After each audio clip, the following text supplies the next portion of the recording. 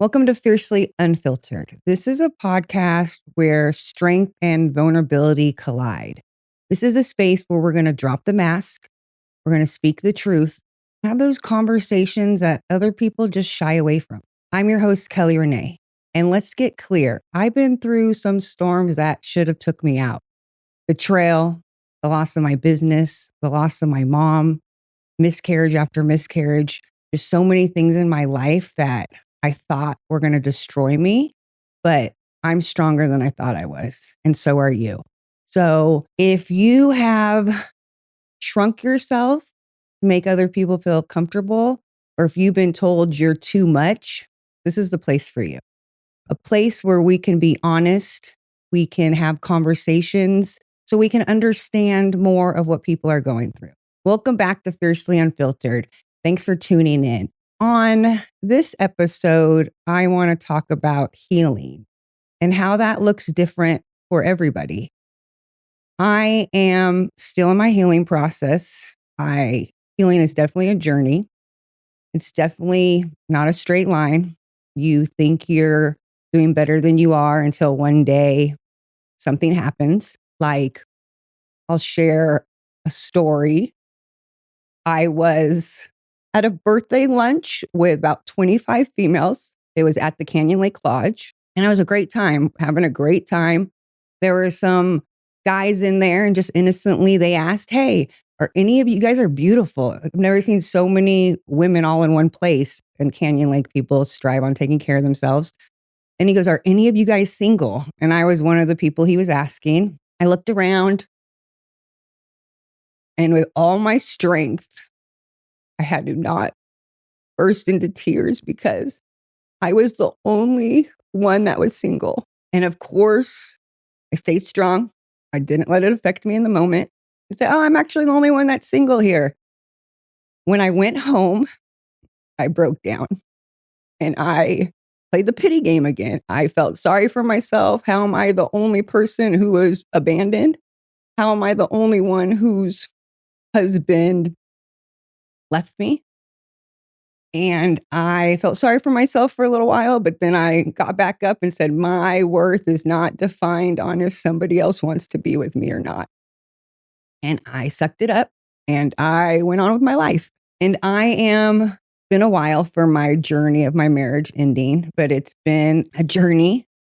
We went back and forth to each other almost 2 years after he moved out, and not back and forth in the sense where he came back and we were together, but we continued to sleep with each other for some reason. So my healing journey is taking longer because just the way things went down, the way things happened, once I started getting over the loss of my marriage, I now had to start dealing with being bullied out of my company and getting the loss of that. So I had nothing to grab onto. I couldn't grab onto my job because that turned into a toxic environment and turned more personal than business. So there's moments that just really knock the wind out of you and make you realize that this is going to be a long journey. So again, I'm 47. I have been single and since August 29th, 2022 is the last time me and my husband had sex. And that's the date I really feel like my healing journey began, because I stood up for myself in that moment and decided I wasn't doing this anymore. So that's when my life started to change. Also, when I stood up for myself and said I wasn't doing this anymore, within 30 days, I was actually kicked out of my company. The people who took my position, or the person that took my position, was one of the people who lied to get me out of my job. And the other person that lied to get me out of my job got a raise. So it's scary to be in a world where when people ask me what 3 means, I always say conspiracy. Because if 3 people decide to all make up a lie and stick with that story, then the victim and the person telling the truth is sadly not believed. So I was in a position where I was in charge. It was my company and I was being bullied. and I couldn't do anything to protect myself. And when I got kicked out, I was told that, my ex said he can't win with me on his team and they have faith in him, so I got to go. And if I come back, the police would be called. So it kind of was like ripped out from me. And it was like, I understand divorce and I understand a man wanting a new life. I understand if you're on a roller coaster and someone wants to get off, great. But what I didn't understand is how the same man that was throwing me away, the same man who didn't think I was good enough, is now the person who's in charge of my livelihood and my job and my safety at work. And that was also being taken from me. And me trying to stand up for myself turned into the psycho wife who is stalking her husband and wants him back, instead of she's putting the mission first and she understands she's losing the personal life she's dreamed of and the life she's built for 16 years. But now she's losing the business that is in her name too. I thought I protected myself in ways where if anything ever happened between us, I would be safe in my professional life. But to understand that the bigger bully wins and that the people who aren't telling the truth, that are making up stories to benefit outcome they want, wins. And that I have to get legal help to try and be a part of a company that I created. And while I'm going through this legal help, the company is falling apart in front of my eyes. This journey I've been on is insane to me. I'm sitting here recording this with less than a week left of 2024. I'm hoping that my divorce will be finalized. We're actually waiting on DocuSign paperwork right now to sign and have it filed. But because of the holidays, it might not happen until the beginning of next year, but it is done. So I've always said that I wasn't going to start anything new until my divorce was finalized. And I'm very close to that happening. I still don't think I'm ready to start anything romantically. I'm not only getting over the loss of my marriage, but I'm getting over the last decade of dreams being built, stuff I thought I was going to have that isn't my life anymore. And that's okay. I'm okay with it, but it's hard. Like when someone's spouse dies, they get to grieve and it's okay. But for me to take as much time as I am grieving this relationship, other people, it's weird. They're like, Kelly, do you understand that your ex is engaged? Yes, I do understand that. I understand that people take different routes to heal. His journey does not dictate my journey. Doesn't matter if he's remarried, what his journey is, that doesn't make my healing journey go any faster. This was my second marriage. My first marriage was a completely different situation, and we'll get into that another time. But I went straight to this relationship after that relationship. So I understand having other people help you heal. That did help me in my last relationship. But in this one, at 47 now, I wanted to take my life into my control. And I wanted to master my emotions, understand feelings, because if any of you grew up in the 80s and 90s like me, that wasn't something we dealt with.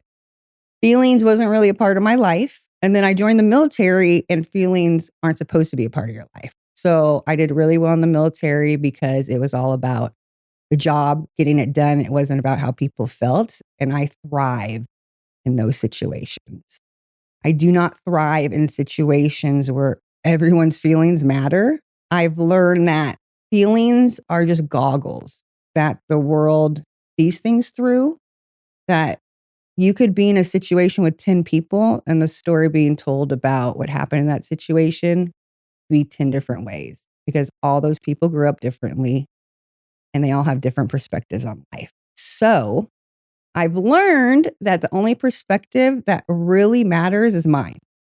And since I have that attitude now and I don't give a fuck anyone else thinks about me, because when I did give a fuck what they think about me, it didn't get me anywhere. They're not paying my bills. They're not offering me a job. So their opinion doesn't matter. So I want this podcast to be a space of understanding without judgment. I want other people to see other sides of you, the way other people feel in situations, and maybe it could open your eyes to seeing the situation a little bit different. So I probably just went on a rant about that. And there's so much more about that we'll get into. But I just want everyone to understand that healing is a process. Everyone has told me, hey, get under someone to get over somebody. And let me tell you, it's not lack of offers, but sex has been a part of my life since I've been 16 years old. I don't remember a period since then where I've gone too long without having it. So to not have had sex for over 2 years is almost empowering to me. And my divorce is almost final. And I said that was my point where now it's a possibility. But I actually think I might stay celibate for a little bit longer. And let me tell you, I'm definitely know how to take care of myself. So no one worry. I'm fine. But it will be interesting when that day comes. And I joke around and say when that day does come, I'm going to go ahead and have that person sign a release because I'm not responsible for what happens. It's been a long time and it's going to be exciting when it does. So I wonder who that person's going to be. That's another exciting thing. I have no idea what my life has in store. And when I had that moment, when I was so sad for myself because I was 1 out of 25 females that was thrown away and abandoned, I changed my perspective and I thought, you know what? I'm the only one that has the opportunity to redo their life with all the life lessons learned and kill the second half of my life. So that's what I decided to do. And I also decided that with the time I have now, the free time, because I understand being a mom, I understand having a business, I understand not having the time, or not that you don't have the time, but not making the priority for yourself to make the time to do the things you need to do, that I am not going to take for granted this. I'm going to live the life that I've always wanted. I'm going to do the things that I should have been doing that I didn't have the time for. And I'm going to create a life that I'm proud of. Because there was a time through this that I was embarrassed of what I was going through. I was embarrassed by how I was handling it. I was embarrassed that I didn't think I deserved more than I was allowing myself to get.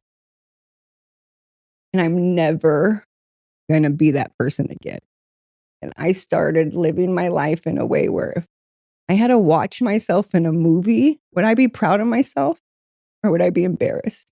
And I would have been embarrassed. I didn't even tell people what I was going through because I knew what they would tell me to do. And I wasn't ready to do that. So I kept it all to myself. And like I say, I used to think I was strong and could handle anything, but I'm coming to the realization that anyone can handle anything if you ignore it, if you push it down and you just keep going. So I'm vowing to myself, and I want to take everyone on this journey of a 47-year-old woman thrown away, bullied out of her workplace, deciding not to let the cruelty of life destroy the person I want to be. And despite it all, I'm going to be badass. Despite everything I've been put through, despite everybody's hatred towards me, I don't give a fuck. I'm going to be me. I'm going to be proud of it. And I'm going to bring you all along the journey of me getting to the point where I can trust again, to getting to the point where I'm excited to date, to get to the point where hopefully this podcast takes off. Taking you guys on my journey of me doing it anyways, doing it terrified, doing it scared, doing it alone, doing it when I don't know what the fuck I'm doing, but I'm doing it anyways. So I want you guys to see that it's possible to be broken down and to build yourself back up to someone who's stronger, who's someone who isn't scared of anything anymore. Everything I feared has happened. So what do I have to lose? I'm going to go all in and I'm going to see what life has in store for me. So sorry about the rant today. But thanks for joining in. I hope someone got something from this show, and I look forward to talking to you guys next time. Thanks for tuning in to Fiercely Unfiltered.